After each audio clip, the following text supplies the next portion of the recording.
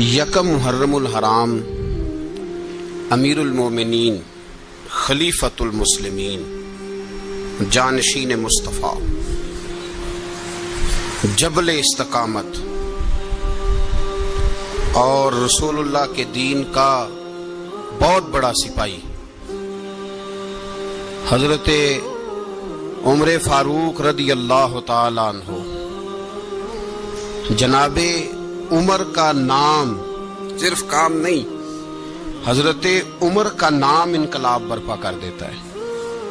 حضرت عمر کا نام کفر کے ایوانوں میں جبر، ظلم، شرک کی وادیوں میں جب حضرت عمر کا نام بھی لیا جائے تو بے ایمان کانپنا شروع ہو جاتے ہیں۔ حضرت عمر فاروق رضی اللہ تعالی عنہ، حضرت عمر معمولی شخص نہیں، معمولی آدمی نہیں۔ کچھ لوگ صدیوں کے بعد پیدا ہوتے ہیں اور کچھ لوگ ایسے ہوتے ہیں جو ایک ہی بار پیدا ہوتے ہیں، ان جیسا دوسرا پیدا ہوتا ہی نہیں، دوسرا ان طرح کا پیدا ہوتا ہی۔ حضرت عمر رضی اللہ تعالی عنہ جیسی شخصیات پیدا ہی نہیں ہوتی دوبارہ۔ سارے صحابہ در رسالت مآب پہ خود آئے۔ یہ وہ عظیم شخص ہے جسے اللہ کے محبوب نے اللہ سے مانگ کے لیا، کہا اے اللہ یہ مجھے دے دے، اللہ سے مانگ کے لیا ہے۔ اس لیے صوفیاء کہتے ہیں کچھ مرید ہوتے ہیں، کچھ مراد ہوتے ہیں، کچھ مرید ہوتے ہیں، کچھ مراد ہوتے ہیں۔ مرید وہ ہوتا ہے جو چل کے آتا ہے، آ کے مرید ہوتا ہے۔ مراد وہ ہوتا ہے جسے کہا جاتا ہے کہ یہ کبھی میرا بن جائے نا، یہ کبھی آ جائے نا، میرا بن جائے، اس کو مراد کہتے ہیں۔ حضرت عمر مصطفیٰ کریم کی مراد ہیں، حضور کی مراد ہے۔ اللہم اعز الاسلام بے اسلام عمر ابن خطاب، اے اللہ اسلام کو عزت دے دے، میرے عمر کو کلمہ پڑھنے کی توفیق عطا فرما دے۔ اور کیسے دعا مانگی؟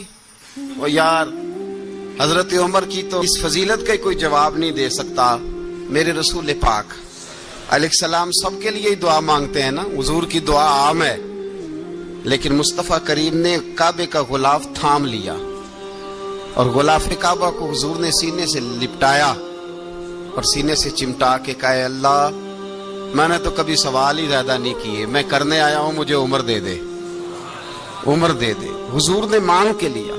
اور پھر جب جس کو حضور مانگے اللہ سے کہ حضرت عمر رضی اللہ تعالیٰ عنہ کا آج یوم شہادت ہے، میرا تو دل کرتا تھا کہ فجر سے باتیں شروع ہوں اور سارا دن ہی عمر کی باتیں ہوتی رہیں، سارا دن جناب عمر کی باتیں، سارا دن، اس لیے کہ ذکر جناب عمر کا ہوگا پر راضی اللہ کے رسول ہوں گے صلی اللہ، تو جاگ کے بیٹھے، خوش ہو کے بیٹھے۔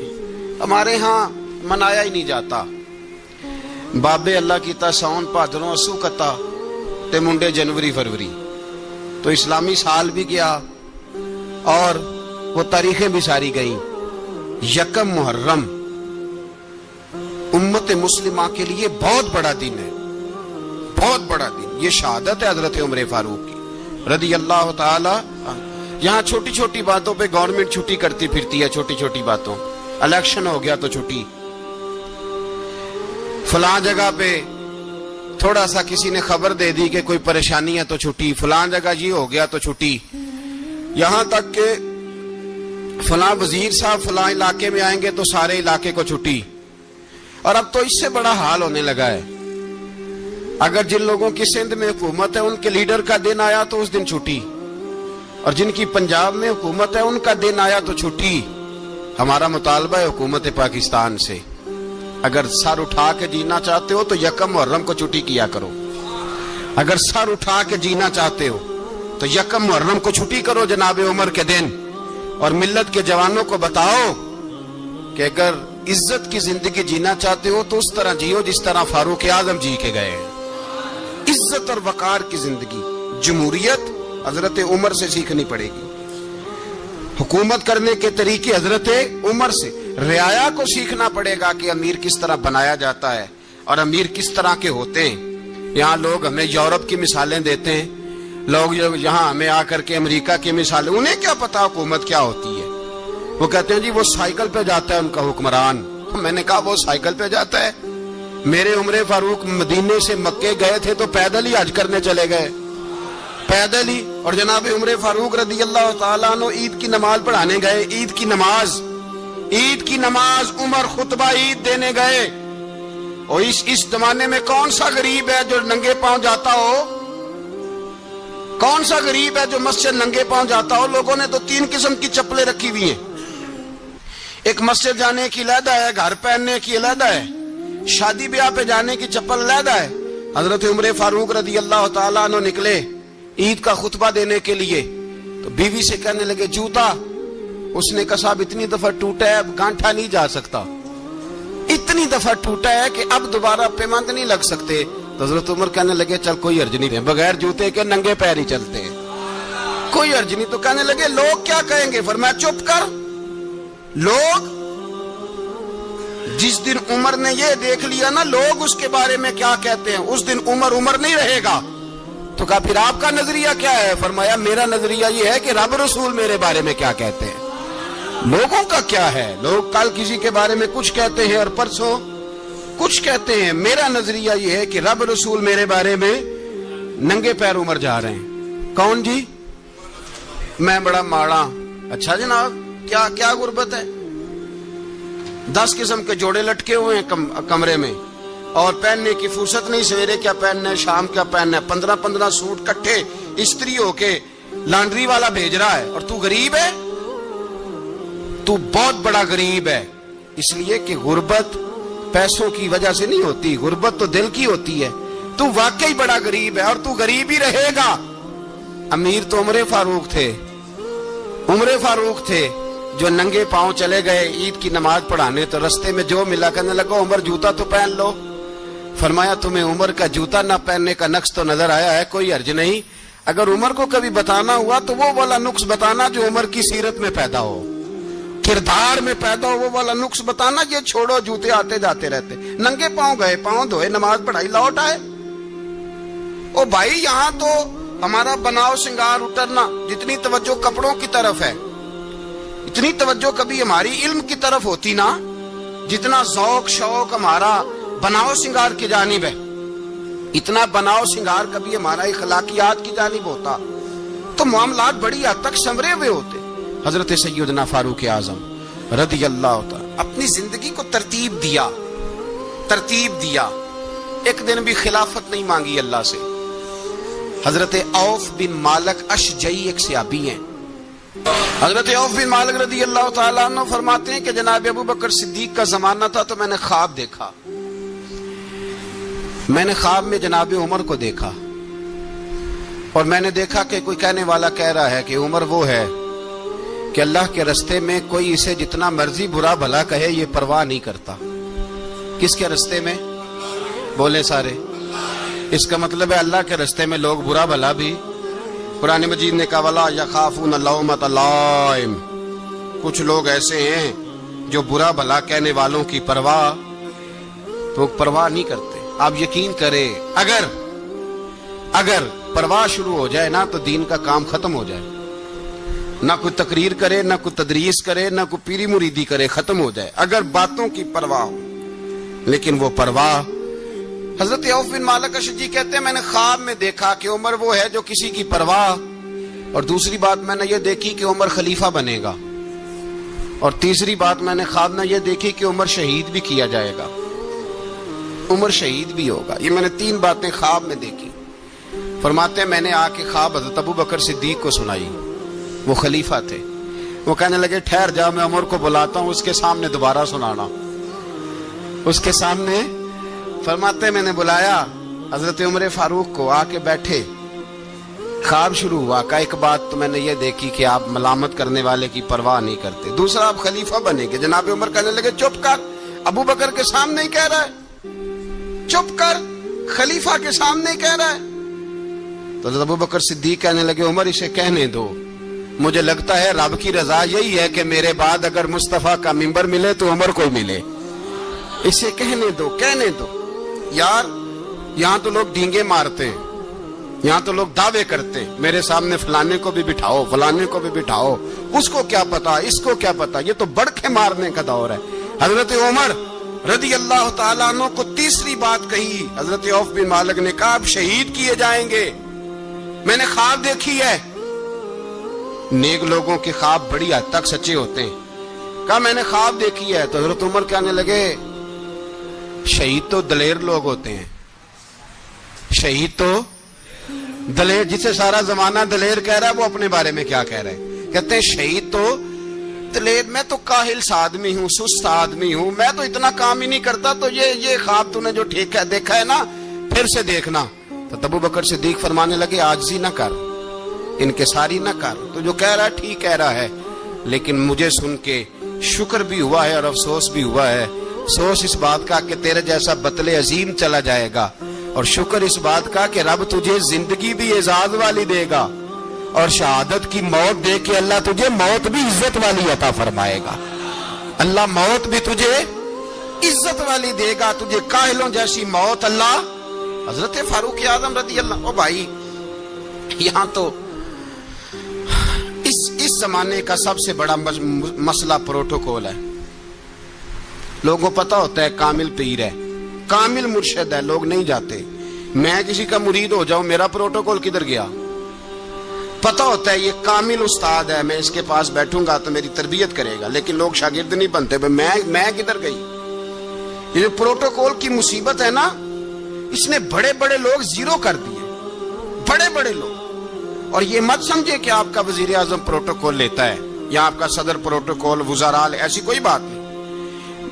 ہم چھوٹے طبقے سے لے کر بڑے سارے پروٹوکول کے قائل ہیں۔ ہمارا تو داماد بھی کہتا ہے کہ مجھے پوچھا نہیں میں تمہارے گھر کیوں آؤں۔ ہمارا تو بھائی ہر شخص اعلان کرتا ہے پروٹوکول کا، فلانے نے عزت نہیں دی تو واپس آ جاؤ، فلانے نے سلوٹ نہیں کیا تو واپس آ جاؤ۔ لوگ جہاں سلوٹ کرنا چاہیے وہاں بھی سلوٹ کرانے کے قائل ہیں، پر حضرت عمر رضی اللہ تعالی، حضرت عمر کی سادگی اور پھر جناب عمر کی عاجزی، جب انسان اپنے اوپر سوار کر لیتا ہے نا، سوار کر لیتا ہے، میں بدکار پرانا خادم، کسے در ملی نی ٹوئی، تے واصف یار نے نظر جو کیتی تے واصف ہی۔ میں اکثر سوچتا ہوں حضور نے جہاں بھی کہا نا، فرمایا میرے بعد نبی ہوتے تو خطاب کے بیٹے عمر ہوتے۔ حضور نے فرمایا عمر جس رستے سے جاتا ہے شیطان وہ رستہ بدل جاتا ہے۔ نبی پاک صلی اللہ علیہ وسلم نے فرمایا میرا عمر وہ ہے کہ اس کی زبان پر حق جاری ہے۔ حضور علیہ الصلوۃ والسلام نے فرمایا 950 سال حضرت جبریل میرے عمر کی شان بیان کریں تو ان کی عظمت ختم نہیں ہوتی۔ 950 سال جبریل عظمت بیان کرے تو ختم نہیں ہوتی۔ یہ بات ہے حضرت عمر کی، اور فرمایا عمر ابو بکر کی نیکیوں میں سے ایک نیکی ہے، یہ شان ہے اب عمر فاروق رضی اللہ تعالیٰ عنہ کی۔ حضور نے فرمایا میرے بعد نبی ہوتے تو عمر ہوتے، جس گلی سے عمر آئے شیطان رستہ بدل جائے۔ میرے عمر فاروق کی شان 950 سال بیان ہو تو ختم نہ ہو۔ عمر کی زبان پر اللہ حق بیان کرتا ہے، جو عمر کہتا ہے وہی رب کر دیتا ہے۔ حضور ساری زندگی فضیلتیں بیان کرتے رہے، عمر جواب میں کیا کہتے ہیں؟ کوئی بتائے نا کہ یہ والی حدیثیں کبھی عمر نے بھی روایت کی ہوں کہ حضور نے میرے بارے میں یہ کہا ہے۔ یہ روایتیں وہ روایت نہیں کرتے، ان سے جب لوگ کہتے عمر تیری بڑی بات ہے تو عمر رو پڑتے، کہتے میں تو اونٹ چرانے والے باپ کا بیٹا ہوں، میں تو اونٹ چرانے والے باپ کا بیٹا، اونٹ چرا۔ اس سے آگے عمر گئے ہی نہیں ساری زندگی، اس سے آگے لفظ ہی نہیں ادا کی۔ اور میں تو بھائی اونٹ چرانے والا، میرا باپ تو اونٹ چرایا کرتا تھا، 10 اونٹ تھے، میری ڈیوٹی ہوتی تھی، سنبھالے نہیں جاتے تھے، ابا ڈنڈوں سے مارتا تھا۔ ساری زندگی عمر حج کرنے گئے، ایک خشک تنا کھجور کا عمر فاروق رضی اللہ تعالیٰ عنہ نے اس کو اپنے کلاوے میں لیا، رونے لگے۔ لوگوں نے کہا عمر کیا ہوا؟ فرمانے لگے یہاں میں اونٹ چرایا کرتا تھا، یہاں میں اونٹ چراتا تھا، 10 اونٹ سنبھالے نہیں جاتے تھے۔ دیکھو رسول اللہ کی شان، آج ساری امت چلانے کا طریقہ عطا فرما دیا ہے، ساری نظریے سے پیار۔ یار پیسہ کس کو برا لگتا ہے؟ آپ جس آدمی کی 50 کروڑ کی پراپرٹی ہے اس کو پوچھیں سب سے غریب، آپ کو وہی نظر آئے گا۔ وہ کہے گا میں ٹائٹ ہوں. حالات بڑے میں کئی باری پوچھے انہوں نے، میں کہتا ترجمہ بھی 10 چھڑو کی ہمیں تو سمجھ نہیں آتی. اور ٹائٹ حالات کون سے ہوتے ہیں جی؟ جس آدمی کا کروڑوں میں کاروبار ہے نا، اس کو آپ چھیڑے وہ رونے لگ جائے گا، رونے. تو کئی میں نے ایسے دیکھے ہیں کرائے کا مکان ہے، ان سے پوچھے صاحب کیا حال ہے، تو کہتے ہیں جتنی اللہ نے شان والی زندگی ہمیں عطا کی ہے کسی کو نہیں دی ہوئی. اس کا مطلب ہے خوشی بھی یہی ہے اور غم بھی یہی. اندر سے خوشی ہے، اندر سے ہی. تو نے اگر راضی رہنا ہے تو ادھر سے رہنا ہے، ناراض رہنا ہے تو بس اپنے آپ کو خوش رکھے گا تو ہو جائے گا. سارے صحابہ مل کے آئے، کہنے لگے عمر فاروق سے کہنا ہے نبی پاک کے زمانے میں تو ظاہراً غربت تھی، ابو بکر کے دور میں بھی غربت تھی، اب تو بڑا مال ہے.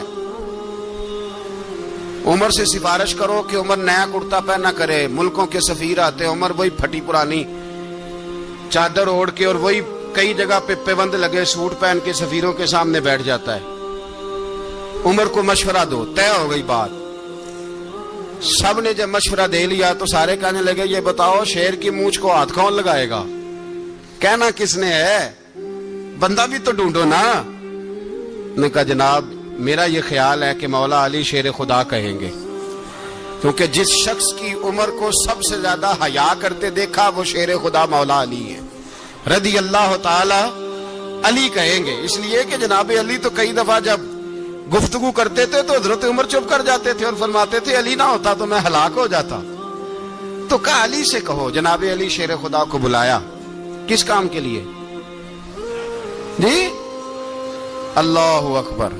یہ ذرا اپنے اس دور پہ اس بات کو ذرا لاکا جناب ان سے کہیں کہ زیادہ نہیں، ایک کرتا نیا پہن لے. سفیر آتے ہیں، وزیر آتے ہیں تو ایک کرتا نیا پہن لے. حضرت علی کو بلایا، آپ فرمانے لگے کوئی اور بات ہوتی تو میں کہہ دیتا، یہ والی میں نہیں کہہ سکتا. کوئی اور ہوتی تو میں عمر کو کئی دفعہ کہہ دیتا ہوں، جلال میں بھی تو سن، یہ والی میں نہیں کہہ سکتا. میں تمہیں ایک مشورہ دیتا ہوں. کہا وہ کیا؟ کہنے لگے سیدہ عائشہ صدیقہ سے کہو، وہ مومنوں کی ماں ہیں، عمر ٹالے گا نہیں. اماں جی سے جا کے کہا اماں جی نیا کرتا عمر سے کہیں پہن لیں. وزیر آتے ہیں، بڑے بڑے لوگ، تو چلو کوئی حرج نہیں. اماں جی نے کہا اچھا کوئی بات نہیں میں بلا لیتی ہوں. جناب عائشہ نے پیغام بھیجا. جب خادم نے کہا نا مصطفیٰ کے گھر سے پیغام آیا ہے، تو 20 لوگ بیٹھے تھے. عمر کانپتے ہوئے اٹھے، کانپتے دوڑے. حضرت عائشہ پردے میں تھی تو فرماتی ہیں عمر اتحیات کی حالت میں بیٹھ گئے. کہا اماں جی دیر تو نہیں ہو گئی مجھے آنے میں؟ کہا نہیں ٹائم پہ آ گئے ہو. کس لیے بلایا تھا؟ کہا عمر دیکھو غربت کے معاملات اور ہوتے ہیں، جب اللہ آسانی دے تو کوئی چیز استعمال کرنا حرام نہیں ہوتی، اگر حرام ہے تو بتاؤ. کہا نہیں اماں جی حلال ہی ہے. تو فرمایا پھر اتنے سفیر آتے ہیں، مشیر آتے ہیں، اب تو مال غنیمت بڑا آتا ہے، ڈھیر لگ جاتے ہیں مسجد میں، تو چل ایک نیا کرتا تم بھی پہن لیا کرو. اور آپ نیا کرتا پہنو گے تو دھاک بیٹھے گی غیروں پر. تو صحابہ کا مشورہ ہے کہ آپ نیا لباس پہنے. اماں جی کہتی ہے میں نے حکم دیا تو عمر چپ کر گئے، گردن جھک گئی. تھوڑی دیر کے بعد سیدنا عمر فاروق نے سر اٹھایا تو داڑھی پہ آنسو گر رہے تھے، رو پڑے. کہنے لگے پاک محبوب کی پاک بیوی جیسے حکم کرتی ہو میں حاضر ہوں، پر مجھے وہ والا لباس پہنانا جو میرے مصطفیٰ نے پسند فرمایا ہے. اگر یہ رنگ رسول پاک کا ہے تو میں حاضر ہوں، اور اگر نبی پاک کا نہیں تو پھر جیسے آپ حکم کریں. جناب عائشہ کہتے ہیں عمر روئے تو میں زیادہ روئی، میرا پلو بھیگ گیا آنسوؤں سے. میں نے کہا عمر آپ جائیے. عمر یوں نکلے تو جو صحابہ کھڑے تھے وہ کونے میں تھے، سارے آ گئے. کہا اماں جی کیا بنا؟ فرمایا بھائی تم سب جو باتیں کہتے ہو وہ اپنی جگہ ٹھیک ہیں، پر عمر جو بات کرتا ہے وہ سب سے زیادہ ٹھیک ہے. عمر جس پہلو پر بات کرتا ہے وہ یار ایسی عاجزی، ایسا رنگ، ایسا انداز، ایسا طرز حیات، ایسی زندگی. اولاد کے معاملے میں لوگ بزدل ہو جاتے ہیں، بزدل. پر حضرت عمر کا بیٹا مصر گیا، وہاں سے کمائی کر کے لایا، تجارت کرنے گیا، لاکھوں کا مال. کون سا باپ ہے دنیا میں جس کا بیٹا باہر سے پیسے لے کے آئے تو ابا تفصیل پوچھے کہ بیٹا کہاں سے کمائے، کہاں سے لایا، کتنے ملے، کیوں آئے؟ کون سا باپ تفصیل پوچھتا ہے؟ ابا تو کہتا لا صحیح، اور तारीफें करता है, मेरा बेटा बड़ी कमाई करता है। कभी पूछा है उससे कि ड्यूटी सही देता है कि नहीं? कभी पूछा है कि तू ईमानदारी की रोजी लाता है कि हराम की कमाता है? ये बाप की जिम्मेदारी है, ये अम्मा की जिम्मेदारी है। फिर कहता है बीमारी कैसे आ गई, परेशानी कैसे आ गई? तूने कभी सवाल किया अपनी औलाद से? हजरत उमर फारूक रजी अल्लाह ताला अन्हु का बेटा मिस्र से पैसे कमा के लाया तो जनाब उमर ने बुलाया, फरमाया बेटे इतनी तो तेरे पास राशि ही नहीं थी, थोड़े से तो तू पैसे लेके गया था, इतनी कमाई कैसे हो गई? इतने तो पैसे नहीं थे साहब, कहां से कमाई लाए? उसने कहा अब्बा जी वो जो मेरे चचा है ना मिस्र के गवर्नर, आपके दोस्त, उन्होंने मेरी मदद की है। फरमाया जितने लोग गए थे सबकी की है मदद उसने? कहा नहीं सिर्फ मेरी की। फरमाया तेरी क्यों की? तेरी क्यों की? कहा हुजूर आपके दोस्त हैं। फरमाया चुप कर, हुजूर उन्होंने मुझे इतने पैसे दिए, मैंने कारोबार में डाले तो नफा आया तो मैं उनकी रकम दे के। फरमाया खामोश हो जा, बाकी जितने लोग गए थे सबकी मदद की उसने? कहा नहीं हुजूर सिर्फ मेरी की। फरमाया उसने तेरी मदद नहीं की, उसने खलीफा के बेटे की मदद की, इसलिए कि वो खलीफा को अपने हक में नरम कर सके। फरमाया आधा माल तेरा है, आधा माले गनीमत का है, माले खजाना का है, मुसलमानों का है, इसलिए कि तू जो वहां से माल कमा के लाया है वो अपने बाप के खलीफा होने की वजह से कमा के लाया है, लिहाजा रख इधर। यहां कहते हैं किधर से आया, कैसे आया, कौन सा हिसाब दें, क्या करें? ओ भाई हजरत उमर रज़ी अल्लाह ताला अन्हु का अपनी औलाद के बारे में ये रंग है। एक जंग से ना खुशबू आई, खुशबू बड़ी महंगी होती थी, अरब में खुशबू आज भी बड़ी महंगी है, वो ज्यादा इस्तेमाल करते हैं। मेरी बातों की समझ आ रही है मेरे भाइयों? बड़ी महंगी खुशबू थी। जब वो खुशबू आई तो हजरत उमर ने कहा, घर में पहले पहुंची हजरत उमर के, चूंकि ज्यादा औरतें इस्तेमाल करती थी घर के अंदर खुशबू, मर्द भी लगाते थे। हजरत उमर ने अपनी बीवी से कहा, आपकी ज़ौजा तो थी वो बड़ी खुशबू को पसंद करती थी। हजरत उमर ने अपनी ज़ौजा से कहा कि खुशबू लाओ, मैंने एक औरत की ड्यूटी लगाई है, वो खुशबू तोल तोल के ना तो हिस्सा बराबर सहाबा में बांट देगी। तो आपकी ज़ौजा कहने लगी किसी बीबी की ड्यूटी लगाने की क्या जरूरत थी, मैं जो मौजूद थी मैं बांट देती हूं तोल के हिस्सा बराबर। आपने फरमाया नहीं तू रहने दे, तो फलानी बीबी बांटेगी। कहा हुजूर मैंने भी बांटनी है, मेरे पे कुछ हक है? आपने फरमाया नहीं तू तफसील ना पूछ, तू खुशबू दे दे, कोई और बांटेगी। खातूने खाना थी ना, कहने लगी नहीं मुझे भी आज आपको बताना ही पड़ेगा कि कोई जो बांट सकती है तो मैं क्यों नहीं बांट सकती? ज़ौजा कहती उमर ने बात की तो मेरी चीखें निकल गई। हजरत उमर फरमाने लगे जब तू खुशबू बांटेगी ना तेरे हाथों को भी लगेगी, तेरे दुपट्टों को भी लग जाएगी। अगर रब करीम ने मुझसे सवाल पूछा कि उमर खुशबू तो मुसलमानों की थी, तेरी बीवी के दुपट्टे को क्यों लग गई, तो मैं अल्लाह के हुजूर क्या जवाब दूंगा? अगर अल्लाह ने यह सवाल किया कि तेरी बीवी ने क्यों लगाई, वो तो हिस्सा था मुसलमानों का, तो तूने तेरी बीवी ने क्यों लगाई? तो फरमाया मैं नहीं चाहता कि अल्लाह के हुजूर मुझे और तुझे बाजपुरस हो, लिहाजा किसी और को बांटने दे। ज़ौजा रोई और तड़प के कहने लगी उमर मुझे लगता है सुबह कयामत भी तेरी बीवी होने की वजह से अल्लाह मुझे जन्नत अता फरमा देगा, तेरी ज़ौजा होने की बरकत से। भाई ये मेयार रखा, खुदा की कसम ऐसा शख्स तारीख में दोबारा नहीं आया। इतना बड़ा आदमी, इतना बड़ा शख्स, इतना बड़ा आदमी, और फिर रंग ये है कि उमर 22 लाख मुरब्बा मील का हुक्मरान, 22 लाख, और खजूर के दरख्त के नीचे मट्टी का ढेला लेके सो गए हैं, परवाह कोई नहीं, कोई मसला ही नहीं। 2 गुलाम साथ बैठे तो एक रोटी हजरत उमर ने घर से मंगवाई, थोड़ा सा सिरका, तो गुलाम कहने लगे हमने भी खानी है। फरमाया कोई अर्ज नहीं, रोटी को पेट भर के खाना जरूरी तो नहीं, 3 हिस्सों में बांट लेते।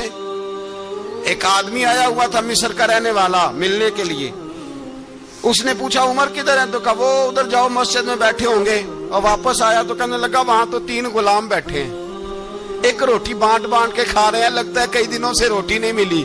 कहा 3 गुलाम तो कोई नहीं, वहां 2 ही थे, तीसरे तो अमीरुल मोमिनीन थे। उसने कहा नहीं नहीं 3 गुलाम हैं, कपड़े भी एक तरह के पहने हुए, बल्कि 2 के तो फिर सही है, तीसरे के तो ज्यादा माड़े हैं, कपड़े भी एक तरह के। کھانا پینا بھی ایک طرح کا، اور ان کا نشست برخاست بھی ایک طرح کی ہے، لہذا کوئی فرق نہیں۔ حضرت ابو ہریرہ کہتے ہیں میں لے کے آیا، اور جناب عمر کو جب میں نے کچی زمین میں تامت سمیٹ بیٹھے دیکھا تو میں رو پڑا۔ میں نے اس مصر سے آنے والے کو کہا تو اس کے جلوے دیکھ، اگر اس کی ذات میں اتنا حسن ہے تو محمد عربی کا مقام کیا ہوگا۔ یہ مقام غور ہے، مقام غور۔ 10 محرم کو لوگ دیگے پکائیں گے نا، نہیں پکانی ہے، کوئی بول دے نہیں، ہاں نہ نہیں کر دے، پروگرام بدلیا تو نہیں دی عید کی کہ وہ ایک اب کام شروع ہوا ہے لاسٹ ٹائٹ ہونے والا، کیوں جی پکنی ہے نا دیکھیں 10 محرم کو انشاءاللہ تعالی، ہم بھی پکائیں گے انشاءاللہ، یہاں بھی پروگرام ہوگا۔ تو 10 محرم کو جو دیگ پکنی ہے تو ایسا نہیں ہو سکتا کہ 1 محرم کو حضرت عمر کے نام کی بھی کوئی پک جائے۔ اگر امام حسن حسین کے نام کی دیگیں پکے تو جو امام حسن حسین کے سے پیار کرنے والے ہیں، جو امام حسن حسین سے ہم لوگوں نے بھی عجیب رٹا اپنایا ہے نا، ہم لوگ بات کا ایک پہلو دیکھتے ہیں دوسرا نہیں دیکھتے۔ حضرت امام حسن اور حسین کو بھی نبی پاک نے شہید کہا، اور جناب عمر کو بھی رسول اللہ نے خود شہید فرمایا، فرمایا شہید ہے، خود فرمایا اپنی زبان سے کہ یہ شہید ہے، خود میرا عمر شہید ہے۔ تو ان کے نام کی دیگ نہیں پکنی چاہیے، اس طرف نہیں ہماری توجہ ہونی چاہیے۔ اور اہل بیت نبو، یہ بات میں پہلے بھی کرتا ہوں، آج پھر کرنا ضروری سمجھتا ہوں، اہل بیت کا پیار، سن لو کان کھول کے، اہل بیت کا پیار اگر ہمیں کسی نے سکھایا ہے تو سیدنا عمر فاروق نے سکھایا ہے۔ اہل بیت نبوت کی محبت اگر کسی نے سکھائی ہے تو کس نے سکھائی ہے؟ بول کے بتائیے، حضرت عمر نے۔ اہل بیت کا پیار ہمیں حضرت عمر نے بول کر کے سکھایا ہے۔ بھائی یاد رکھیں، کسی کی طاقت نہیں تھی دم مارنے کی حضرت عمر کے سامنے، طاقت ہی نہیں تھی، کیسر و کسرا کانپ جاتے تھے، جرأت ہی نہیں کرتے تھے حضرت۔ اور ہمارے تو تعلقات بڑے ہیں نا غیروں سے۔ حضرت ابو موسیٰ اشعری رضی اللہ تعالیٰ عنہ فرماتے ہیں میرا منشی سائی تھا، وہ کاتب کہتے تھے وہ لوگ، میرا حساب کتاب عیسائی تھا۔ تو فرماتے ہیں ایک دن میں نے وہ سارا حساب کتاب لین دین کے حضرت عمر کو دکھائے تو فرمانے لگے جس نے لکھے ہیں اس کو بلاؤ۔ کہنے لگے ضرور مسجد نہیں آ سکتا۔ کیوں نہیں آ سکتا؟ کہنے لگے وہ عیسائی ہے۔ کہتے ہیں حضرت عمر جلال میں آ گئے۔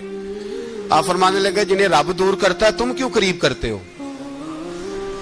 جنہیں اللہ دور کرتا ہے۔ فرمایا تم غیروں کو اگر عہدے دو گے تو اپنوں کا کیا بنے گا؟ اگر تم غیروں کو عہدے دو گے تو اپنوں کا۔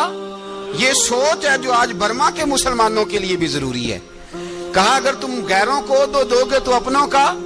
ہم نے غیروں کو عہدے دیے تو دیکھا نا اپنے کس طرح کاٹے جا رہے ہیں۔ غیروں کو جو عہدے دے دیے یرانے سارے غیروں سے، روز دعویٰ ہوتا ہے چین ہمارا سجن ہے، چین ہمارا دوست ہے۔ او بھائی دوست ہے تو اس سے کہو نا کہ برما تو تمہاری ایک چھوٹی سی ریاست ہے، چین کے بغیر تو وہ سانس بھی نہیں لے سکتا، اس کو کہو نا اس حکومت پہ دباؤ ڈالے۔ لیکن ہم لوگوں نے غیروں کو عہدے دیے تو اپنے پس گئے۔ حضرت عمر کہتے تھے ذمی کا ہم ادب کریں گے، ذمی کافر کا ہم، ایسا کافر جو مسلمان ریاست کو قبول کرے، بدامنی نہ پھیلائے۔ ایک آدمی کو آپ نے دیکھا آنکھوں سے نابینا ہے اور بھیک مانگ رہا ہے، تو حضرت عمر کو نظر آ گیا۔ فرمایا کون ہو؟ اس نے کہا میں یہودی ہوں۔ فرمایا بھیک کیوں مانگتے ہو؟ کہا جب تک تندرست تھا مسلمانوں کو جزیہ دیتا تھا، بوڑھا ہو گیا ہوں کیا کروں؟ حضرت عمر نے گھوڑے کی پشت پہ بٹھایا، کافر کو گھوڑے کی پشت پہ بٹھایا اور بٹھا کے مدینے لائے۔ حضرت علی شیر خدا وزیر خزانہ تھے۔ فرمایا علی اس کا وظیفہ جاری کرو۔ کہا یہ کون ہے؟ فرمایا یہ یہودی ہے لیکن یہ ہمیں جزیہ دیتا رہا، بوڑھا ہو گیا بیچارہ، بھیک مانگنے پہ مجبور ہے، ہماری حکومت کے اندر رہتا ہے، اس کا پورا وظیفہ جتنا خرچہ اتنا وظیفہ لگاؤ۔ حضرت علی کہتے ہیں میں وظیفہ لگا رہا تھا اور وہ میرے نبی کا کلمہ پڑھ رہا تھا، وہ رسول اللہ کا کلمہ پڑھ رہا تھا۔ یہ مزاج، یہ نہیں کہ کافر۔ حضرت عمر نے گورنروں کو خط لکھے تھے کہ زبردستی کسی کو مسلمان نہیں کرنا، جہاں ان کی عبادت گاہیں بنی ہو گرانی نہیں، کوئی مندر کوئی گرجا ضائع نہیں کرنا۔ اسلام سب کو جینے کا موقع دیتا ہے، پر بے ایمانو ظالموں بدذاتوں تمہیں یہ کہتا ہے کہ ہم تمہیں جینے کا موقع دیتے، تم بھی مسلمانوں کو جینے کا موقع دو۔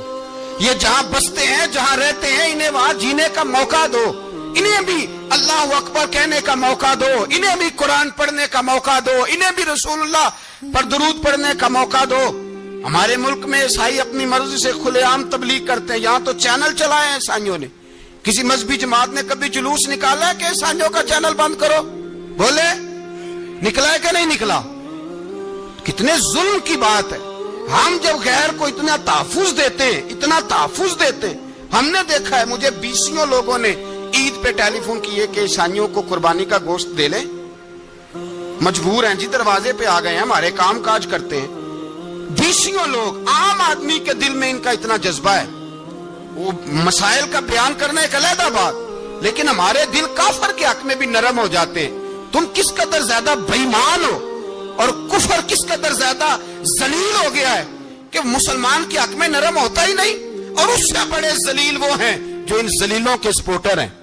وہ کسی عرب ملک کے حکمران ہو یا کسی اور جگہ کے، وہ بڑے ذلیل ہیں جو ان ذلیلوں کے سپورٹر ہیں، جو برما کی بچیوں کے قتل پر اپنی حکومتیں چمکا رہے ہیں. انہیں شرم نہیں آتی. اس قدر مسلمان تڑپا ہے، لیکن ان بے غیرتوں کو ذرا ہوش نہیں آئی. اور یہ ان کے کماش، ان کے دلال جو ہر جگہ ان کی سپورٹ کر کے اپنی حکومتیں قائم کرتے ہیں، بے ایمانوں کو پتہ نہیں کہ کب ان پر اللہ کا عذاب اترے گا اور کس طرح ان کے پرخشے اڑیں گے. تمہیں اپنی ذلت اور رسوائی نظر نہیں آ رہی کہ زمین کس طرح تمہارے لیے تنگ ہو گئی ہے؟ اس سے زیادہ اور تمہاری رسوائی کیا ہوگی؟ ڈرو اللہ سے. اور یہ تو دنیا کا عذاب ہے. ان بطش ربک لشدید. میرا رب کہتا ہے قیامت تو قائم ہونے دے. اتنا سخت تیرے رب کی پکڑ ہے، اتنی کسی دوسرے کی ہو سکتی؟ یاد رکھیں اور تھوڑا احتیاط کریں. ہم سب لوگ بھی، جو ہم لوگ آدھی زبان بول کے بھی ان کی سپورٹ کرتے ہیں، اب شرم آنی چاہیے ہمیں ان حکومتوں کی سپورٹ کرتے جو مسلمانوں کی لاشوں کے اوپر حکومتیں قائم کرتے ہیں. شرم آنی چاہیے. بہرحال بات دور نکل جائے گی اور میں اپنے مضمون پہ رہتا ہوں. اہل بیت کا پیار اگر سکھایا ہے تو جناب عمر نے سکھایا ہے رضی اللہ تعالی عنہ. امام حسن ملنے، آپ یقین کریں میں جب اس واقعہ کو پڑھتا ہوں تو میرا دل جھوم جاتا ہے. میں کہتا ہوں یار ڈاٹا ہونا اپنی جگہ پہ، عشق ہونا اپنی جگہ پہ، انسان کا باوقار ہونا اپنی جگہ. جہاں کھڑے ہونا تھا وہاں یہ کھڑے ہوتے تھے، اور جہاں جھکنا تھا وہاں یہ. ان لوگوں میں اقبال نے کہا تھا تیری نگاہ ناز سے دونوں مراد پا گئے. عقل غیاب و جستجو، عشق حضور و اضطراب. جہاں اگر آیا ہے سامنے کیسر و کسرا تو عمر جیسا دلیر کوئی نہیں. اگر سامنے آیا ایران کا بادشاہ تو عمر جیسا تگڑا کوئی نہیں. اگر آیا ہے سامنے غسان کا بادشاہ تو عمر جیسا عادل کوئی نہیں. لیکن اگر علی کا بیٹا آیا ہے، اگر فاطمہ کے لال پارے آئے ہیں تو پھر فاروق اعظم سے جیسا محب کوئی نہیں، پھر ان سے جیسا پیار کرنے والا کوئی نہیں. اندر بیٹھے ہیں جناب عمر، اندر تنہائی میں کچھ وزیروں سے گفتگو ہو رہی ہے، میٹنگیں جاری ہیں. آپ کے بیٹے ملنے آئے جناب عبداللہ ابن عمر. ابا جی ملنا ہے. بات ٹھہرو، بات کر رہا ہوں، کوئی نہ اندر آئے. صاحبزادہ باہر کھڑا ہے. تھوڑی دیر گزری تو امام حسن بھی آ گئے. کون آئے؟ آپ کو جو ملے گا امام صاحب کا نام لینے سے، وہ سردار ہیں جنتیوں. کون آئے؟ سارے بولیے. امام حسن تیری نسل پاک میں ہے بچہ بچہ نور کا، تو ہے نے نور تیرا سب کرانا. امام حسن آئے تو حضرت عبداللہ ابن عمر کو دروازے پہ کھڑے دیکھا. کہا امیر المومنین کہاں ہیں؟ کہنے لگے حضرت عمر کے بیٹے. کہنے لگے وہ اندر بیٹھے، کچھ میٹنگ ہو رہی ہے اور انہوں نے کہا کوئی اندر نہ آئے، لیکن آپ جانا چاہیں تو چلے جائیں. آپ جانا چاہیں تو تیری نسل پاک میں ہے بچہ بچہ نور، آپ جانا چاہیں تو چلے جائیں. تو انہوں نے کہا جب آپ باہر کھڑے ہیں تو مجھے کوئی اتنا ضروری کام نہیں، اور ابھی زور کی نماز تھوڑی دیر میں ہوگی، میں مسجد میں مل لوں گا امیر المومنین سے. یہ بات کہہ کے امام حسن چلے گئے. یار اتنی بڑی بات نہیں تھی، اتنی بڑی بات نہیں تھی. میرے استادوں کا بیٹا بھی آئے تو کہا ٹھیک ہے جی وہ سوئے ہوئے ہیں، کوئی غرض نہیں یار میں ٹھہر کے آ جاؤں گا. کوئی بڑی بات نہیں تھی، دیکھا جائے تو بڑی بات نہیں تھی، پر بات بہت بڑی تھی اس لیے کہ یہ خالی حسن نہیں، یہ حسن ابن علی ہے، یہ حضرت فاطمہ کے لخت جگر. حضرت عمر باہر نکلے. عبداللہ ابن عمر سے پوچھا کوئی آیا تو نہیں؟ تو کہا حضور امام حسن آئے تھے. تو کہا پھر شہزادے کو اندر کیوں نہیں بھیجا؟ کہا میں نے کہا تھا. وہ کہنے لگے اگر امیر المومنین مصروف ہیں تو میں ظہر میں مل لوں گا. حضرت عمر رونے لگے. فرمایا بیٹے تو نے اچھا نہیں کیا. پھر مسجد نہیں گئے، सीधे इमाम हसन के दरवाजे दस्तक दी। इमाम हसन बाहर आए, कहा शहजादे आए थे तो मिले क्यों नहीं? तो इमाम हसन कहने लगे हुजूर आपका अपना बेटा दरवाजे पे खड़ा था, आपका अपना बेटा दरवाजे पे खड़ा था, और मना भी किया था आपने तो मैं जोर में मिल लेता। हजरत इमाम हसन फरमाते जोशे जज्बात में जनाबे उमर ने सर से पगड़ी उतार दी, जोशे जज्बात में कहने लगे हसन मेरे बेटे का और आपका क्या मुकाबला? क्या उसकी माँ का नाम फातिमा ज़हरा है? क्या उसकी नानी का नाम खतीजतुल कुबरा है? क्या उसके नाने का नाम मोहम्मद मुस्तफा है? आपका और उसका क्या मुकाबला? फिर रो पड़े और कहने लगे बेटे मैं मक्के के सहराओं में ऊंट चराया करता था, ये जो मेरे सर पर इज्जत के बाल हैं ये तेरे नाने के उगाए हुए, मैं मक्के के खबरदार शहजादे खबरदार। ओ भाई अहले बैत नबुव्वत के अदब का रंग अगर सिखाया है तो सैयदना उमर ने सिखाया है। हजरत उमर फारूक अथॉरिटी है, इस्लाम की अथॉरिटी। यकम मुहर्रम हजरत उमर की शहादत है। यहूदी बोल उठा, काफिर बोल उठा। अगर 6 महीने उमर दुनिया में और रहते तो दुनिया में कोई काफिर मौजूद न होता। 6 महीने। और जब इस बतले जलील का जनाजा उठा, अल्लाह बुखारी पढ़िए ना, अल्लाह मरजुकना शहादतन फी सबीलिक, अल्लाह बिस्तरे की मौत ना देना, शहादत की देना। उमर शहीद हुए, मस्जिद नबी में नमाज पढ़ाते। और जब जनाजा उठा तो मदीने का फिर पीछे जो दलेर बचे वो मौला अली थे। मौला अली जनाब उमर का जनाजा उठा तो सबसे पहली हाय जो निकली वो हजरत अली की जुबान से निकली। और हजरत अली सारी दाढ़ी आंसुओं से भर गई। लोगों ने कहा कि अली क्या हुआ? फरमाने लगे तुम देख नहीं रहे जनाजा किसका उठा है, पलट के देखो तो सही। तुम पता नहीं है कौन गया है? हुजूर क्या हुआ? आप फरमाने लगे उमर इस तरह के काम करके गया है, अब इनके रस्तों पे कौन चलेगा? कौन इसके जिगर राहे वफा में मैं नक्श ऐसे छोड़ आया हूँ, मैं जिस मंजिल से गुजरा हूँ वो अब तक याद करती है। हजरत अली हजरत उमर के जनाजे पे खड़े होकर कहते हैं अल्लाह मुझे उस तरह के अमल करने की तौफीक दे जिस तरह के उमर करके गया। मेरे भाई बतले अजीज बतले हुर्रियत हजरत उमर रदी अल्लाह ताला अन्हो जो अपनी जिंदगी इनकलाब वाली गुजार के गए। उमर जब दुनिया से गए तो 80 दिनार का कर्जा था। 22 लाख मुरब्बा मील का हुक्मरान। और अपने बेटे से कहने लगे बेटे कोशिश करना तेरे खानदान वाले मिलके मेरा कर्जा उतार दे, मेरी कब्र पे बोझ ना रहे। और अगर खानदान वाले मदद न करें तो मेरे दोस्तों से बात करना, वो मदद न करें तो फिर अली से बात करना। इनका प्यार आपस में इतना और तू इख्तलाफ साबित कर रहा है। 80 दिनार का कर्जा छोड़कर हजरत उमर दुनिया से गए और जाती दफा कह गए मेरे बाद मेरे बच्चों को हुकूमत के मशवरे में भी शामिल न करना, हुकूमत के मशवरे में भी मेरी औलाद शामिल ना हो। इतना बड़ा शख्स इतना बड़ा रंग दे के यकम मुहर्रम को जब उमर फारूक का विसाल हुआ तो बेटे से कहने लगे अम्मा आयशा से जाके कहो मेरा भी नबी पाक के रोजे में दफन होने को दिल करता है। एक कब्र की जगह है अम्मा जी ने अपने लिए रखी है, बुखारी या बुखारी। हजरत आयशा के पास साहबजादे गए, कहने लगे अम्मा जी उमर को जख्म लग गया है, हालत बड़ी परेशानी वाली है। वो कहते हैं अगर अम्मा इजाजत दे। सैयद आयशा रो पड़ी, फरमाने लगी को अपनी कब्र की जगह तो नहीं ना किसी को देता। पर उमर ने कमाल ही बड़ा किया, उसे कहो जाओ गुंबद खजरा में कयामत तक जो मुस्तफा पे और अबू बकर पे सलाम पड़ेगा वो तुझ पे भी सलाम पढ़ के जाएगा। जाओ मैंने जगह दी।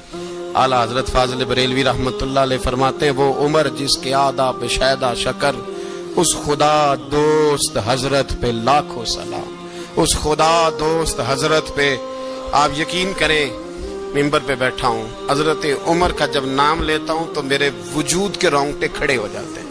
हजरत उमर की जिंदगी जब पढ़ता हूँ तो लगता है खुदाया ऐसे शख्स भी दुनिया में आए, ऐसे लोग भी दुनिया में होकर गुजरे, ऐसा शख्स भी आया जिसने दुनिया सारी इस्लाम की गर्विदा कर दी। और वक्त आया तो चरवाहों से माफिया मांग मांग के कहा कि देखना उमर के बारे में दिल में बात कोई ना रखना।